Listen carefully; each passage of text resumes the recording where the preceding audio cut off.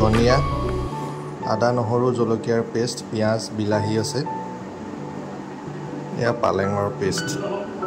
পালেংখিনি গৰম কৰি লৈছোঁ, তাৰপিছত পালেংখিনি পিচি দিছোঁ মিক্সিত।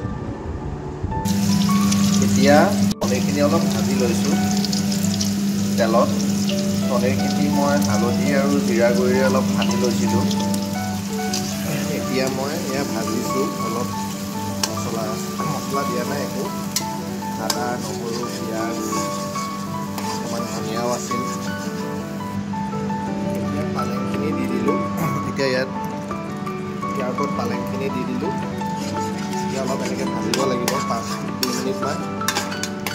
ভজাৰ পিছত এই ভাজি থোৱা পনীৰখিনি দি দিম। পালেংখিনি উতলি আছে জুইটো, তাৰপিছত পনীৰখিনি দিম আৰু পনীৰ দিলোঁ।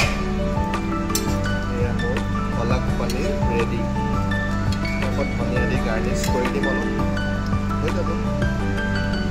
আশা কৰিছোঁ আপোনালোকে ভিডিঅ'টো চাই ভাল পালে। এনেই ট্ৰাই কৰিব পাৰে। ঠাণ্ডাৰ দিন পালেং শাকেৰে এনেকৈ পনীৰ এটা ৰেচিপি বনাই চালোঁ। চ' ইয়াতে ভিডিঅ'টো শেষ কৰিছোঁ। এবাৰ চাইছিলোঁ, কিন্তু এবাৰ বনাই চাইছিলোঁ, কিন্তু তেতিয়া মই ৰেকৰ্ড কৰিব পৰা নাছিলোঁ ভিডিঅ'টো। আজি সেইকাৰণে বনালোঁ। ভিডিঅ'টোও বনাই দেখালোঁ আপোনালোকক। ইমান সহজভাৱে পালেঙৰ সৈতে পনীৰ ৰেচিপিটো বনাই চাব পাৰে ঘৰতে। ধন্যবাদ।